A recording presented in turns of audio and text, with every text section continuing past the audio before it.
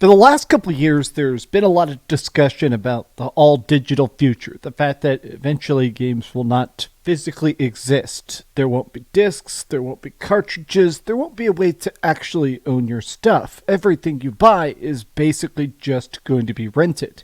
If you lose your login information, if you lose your account, if you get banned, the hundreds, even thousands of games you have could just be vanished into the ether. But to me, it's more than that. People have been discussing the all-digital future a lot very recently because it seems like it's here. Nintendo has now published a statement basically saying that they're about to go all digital.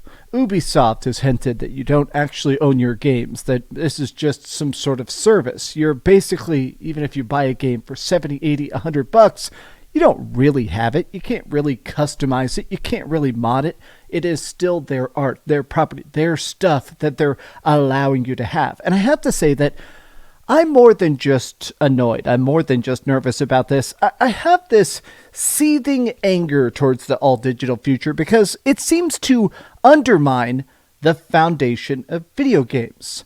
I've been gaming since the very start. Since consoles have existed, since it was possible to sit down and play a game, I've been playing stuff, even all the way back on the Atari. My earliest memory is actually playing a crappy Sesame Street game on the original Atari 2600. Some of my favorite games, stuff that still sticks in my mind. It's weird to consider the fact that these games, like this is the original Final Fantasy for NES, this is still playable, it's still enjoyable, it's still lovable. Physical games, the past, the history of all gaming is just being deleted because it's not profitable enough. Let's just start with that. Let's actually take a look at some headlines. Let's talk about this because I think this really does come down to greed more than laziness. I don't think it's these companies are deleting the past because it's not worth keeping them around. It's because they can't perpetually monetize you, and that's the goal. Let's get into it. Hi, I'm DreamcastGuy. Hope you're having a great day, and if you could, please give this video a like and subscribe if you haven't already. Now, this is a thing that's just been very hotly contested, which is that historically, Nintendo have very much been the champions of physical media beyond everything else. Like, yes, most PlayStation games are still on the disc, but usually they have a big day one patch. But it does feel like Nintendo has been the people that, more than anybody else now, since the very, very start, they like the idea of giving you a game, actually having a real physical thing that you put into your system and it installs and it plays. A lot of these games don't even require an install. They don't even have a day one update. You literally can boot it up on a plane and perfectly play it from start to finish.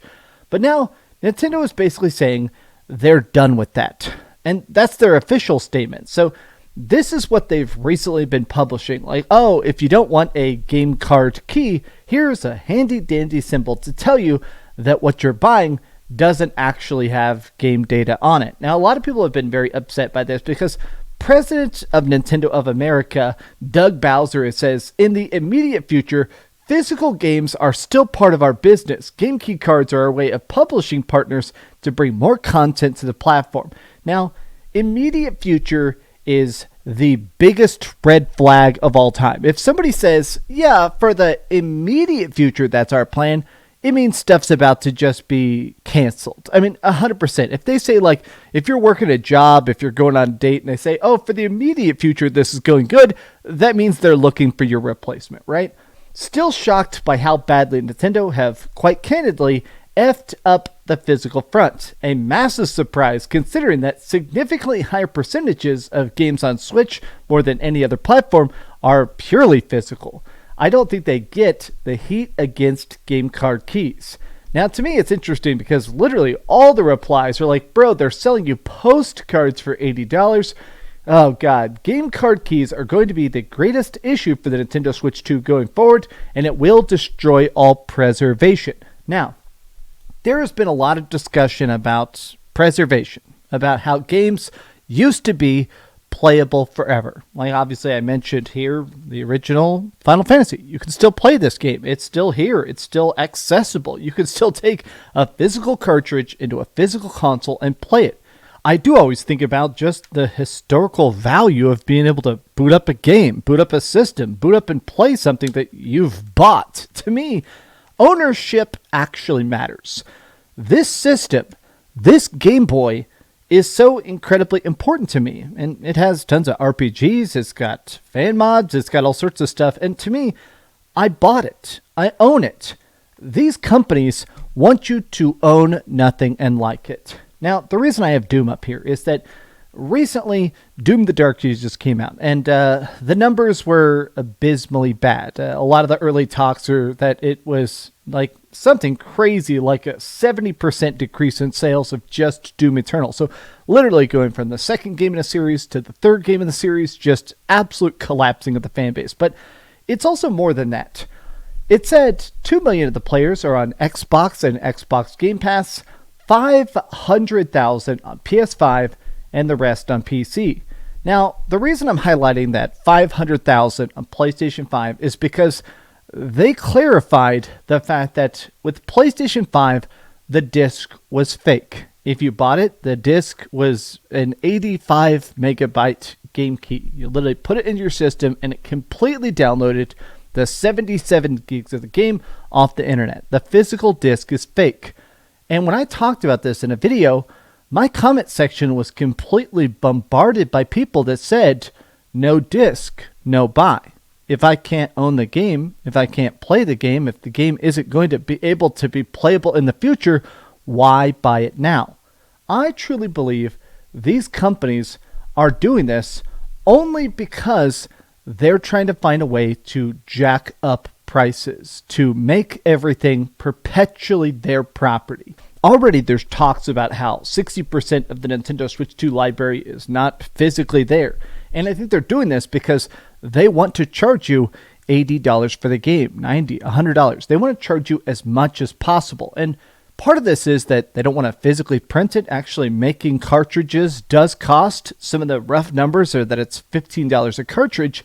They want to make an empty disc, something that costs $3 or $5 instead of something that costs $15 and cuts into their profit. But also, if there isn't physical games, if they don't even sell you a game key, which does seem to be coming up very, very soon, I don't think the PlayStation 6 is going to have a disc drive. Or if it does have a disc drive, it's going to be an external thing. There won't even be a spot to pop it onto your console. It's going to be literally like a USB thing you plug in and set next to the system. The next Xbox is definitely going to be all digital. I think they're doing this because they want to charge you $80 forever.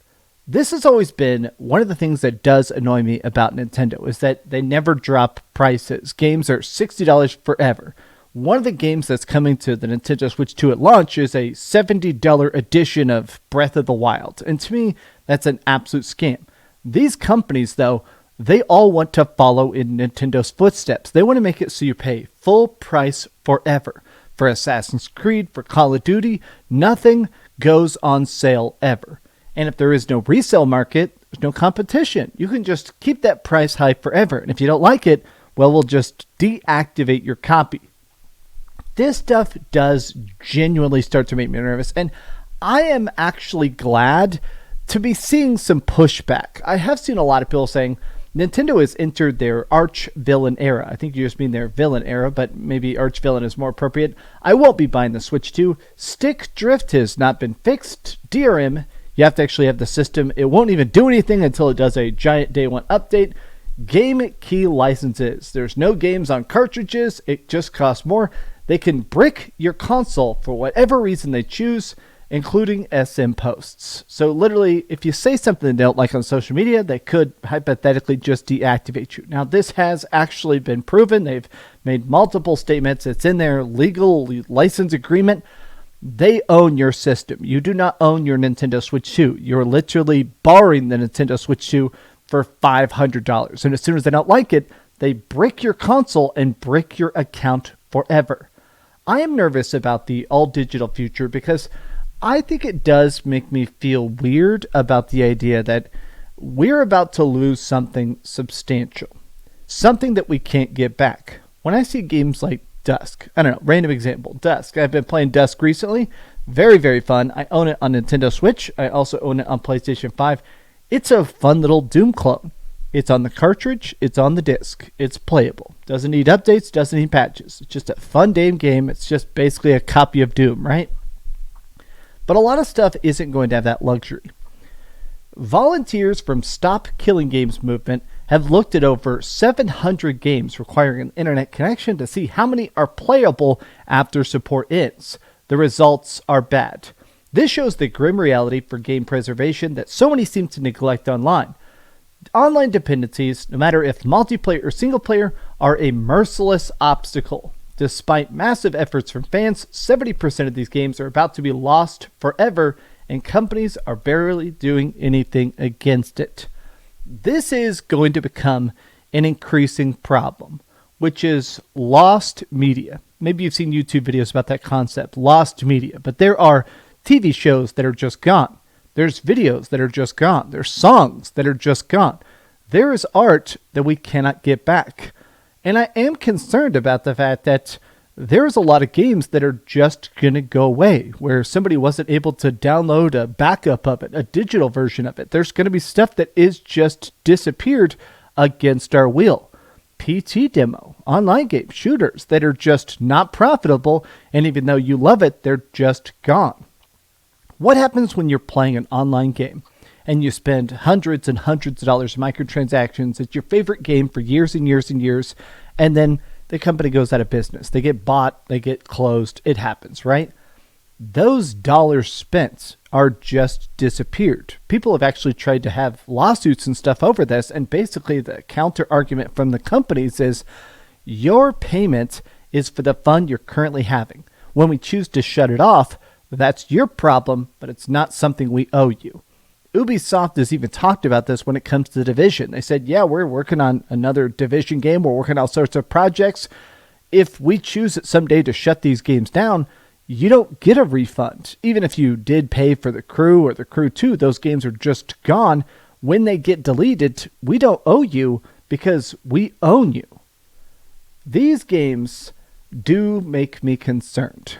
I am getting increasingly scared about where this is going to go, even in the next 2 to 5 years.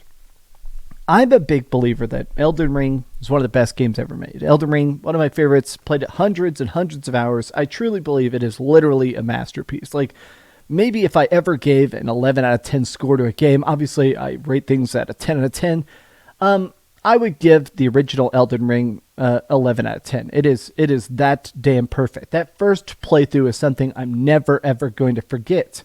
It's weird that it's about to get a sequel here in exactly 1 week, and that sequel is digital only. It's online only. It requires an internet connection, and I don't think it's going to sell very well. So it's weird to think that Elden Ring is going to last forever, but Night Rain, it's going to be a blip in the bucket. It's going to be here, and then it's going to go away.